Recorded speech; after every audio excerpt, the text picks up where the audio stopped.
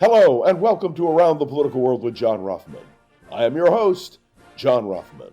If you're a fan of the show, make sure to hit the follow button on the top right of Apple Podcasts, Spotify, or wherever you are listening at this very moment.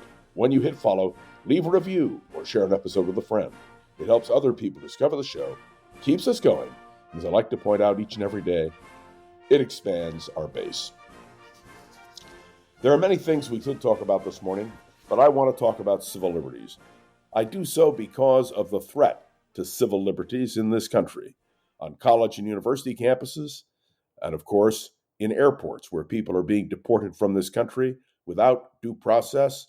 And, well, to me, it is so disturbing that I feel compelled to talk about it. One of my political heroes was a man named Wendell Willkie. In 1940, he was the Republican nominee for President of the United States. In 1940, on March the 18th, Wendell Willkie wrote an article that appeared in the New Republic called Fair Trial. I urge everyone to read the essay. It is absolutely on target. This is one of the things he said in the essay. Now, you may hate Nazism as much as I do, but even a Nazi is still entitled, in America, to fair treatment under the law. It was just that simple. Whether you were a communist or a Nazi, you are entitled to fair treatment under the law. And Willkie said this in his essay: we should be eternally vigilant against attempts to check the expression of opinion that we loathe. That is exactly correct. Now, let me be clear. For those Palestinian activists who support Hamas and who support terror, I abhor them. I believe that what they are doing is absolutely wrong, and I believe they should be opposed using the law that we have now, the law which says if you commit an act of violence, you go to court. But I do believe, and let me be clear about this, I do believe in free speech. I believe that even opposing ideas have the right to be expressed. You don't have the right to commit violence. You can be punished under the law. But the idea of deporting people from the United States who are here legally, and by the way, the administration has admitted, at least in one case, an error, which they seem incapable of correcting, this is something we better understand. There have been periods of time in this country when we have experienced great fear. Let me give you a few examples. In 1920, Charles Evans Hughes, who had been the Republican candidate for president in 1916, defended 5 duly elected Socialist Party members who were expelled from the New York State Assembly. He did so because Hughes, who was a Republican, believed in freedom of speech. In 1935, Alfred M. Landon, who became the GOP candidate for president in 1936, chose to introduce the head of the Socialist Party in the United States, Norman Thomas, when he spoke in Topeka, Kansas. And what was the remark that Landon made in the introduction? I may disagree with you, but I will defend to the death your right to express your opinion. In 1940, in the midst of the presidential campaign, Wendell Willkie, the GOP nominee for president, supported Lend-Lease, aid to Britain, defying the isolationist wing of the Republican Party, and many in this country who believed in an isolationist position, something I regret to say we are hearing from some in the GOP today. In 1943, Wendell Willkie acted again. He defended William Schneiderman, an accused communist, preventing him from being expelled from the United States after a case that appeared before the Supreme Court. Willkie detested communism, as he detested Nazism, but he believed that the right of free speech was important. By the way, let me emphasize again, in those days, communists and Nazis were viewed as people who were going to commit acts of terror, and maybe they were, but if they were in the United States of America, they were entitled to a fair trial, not the presumption of guilt, but rather the presumption of innocence.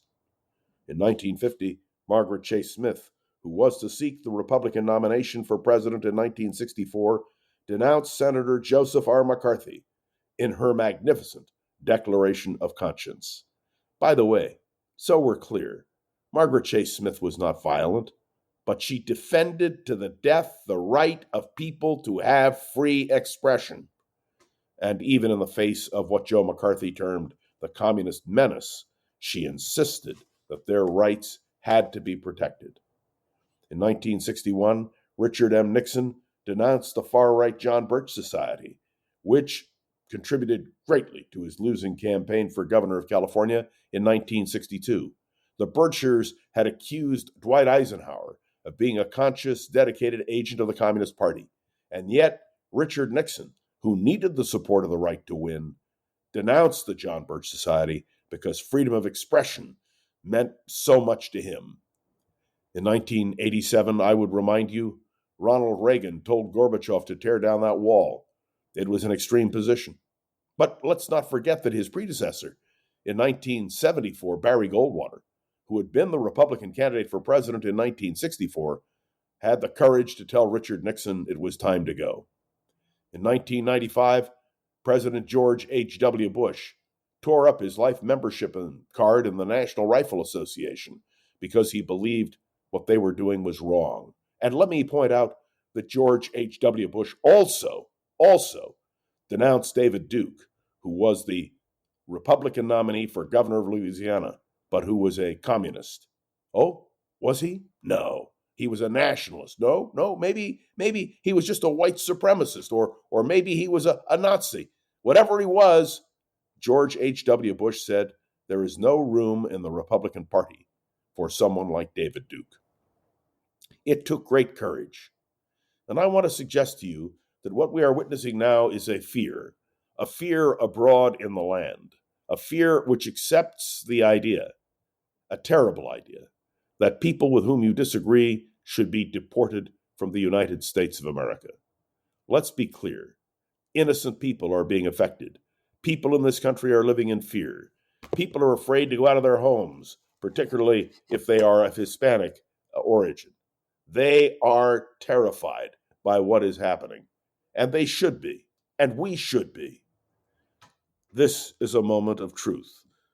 I had a very good friend who listens to this podcast regularly, who asked me about the expulsion of people who are with Hamas from the United States. I answered clearly and precisely that many years ago, a good friend of mine was head of the National Israel Students Association. He was a student at UC Berkeley.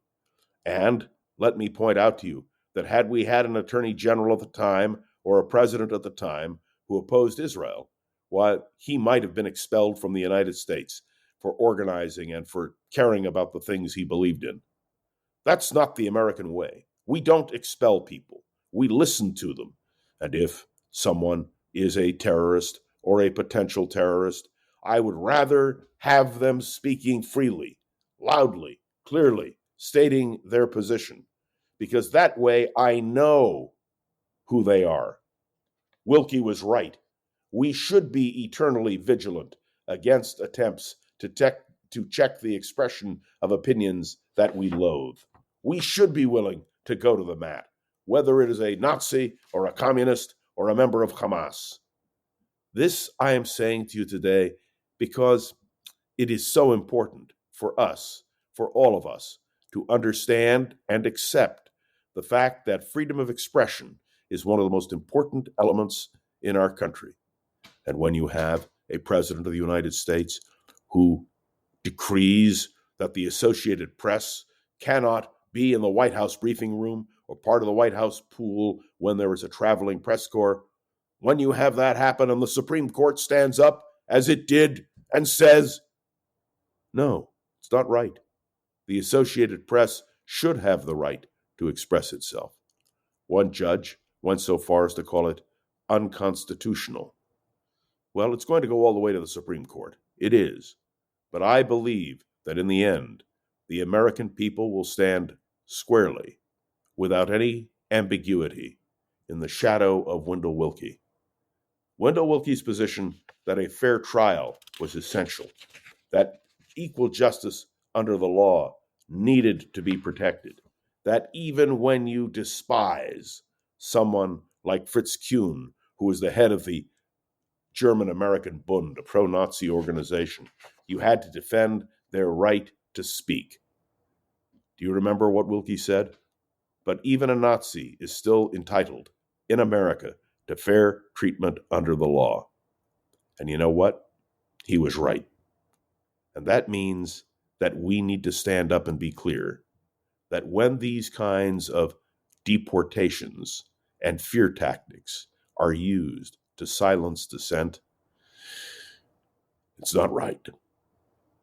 It's not right.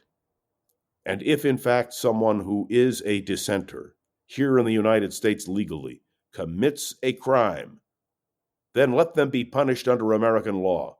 But to deport them to a jail in another country, El Salvador? No, that's not the American way. And we must stand up and say loudly and clearly that this is something we cannot approve of. I want you to know that I agree with Wendell Willkie.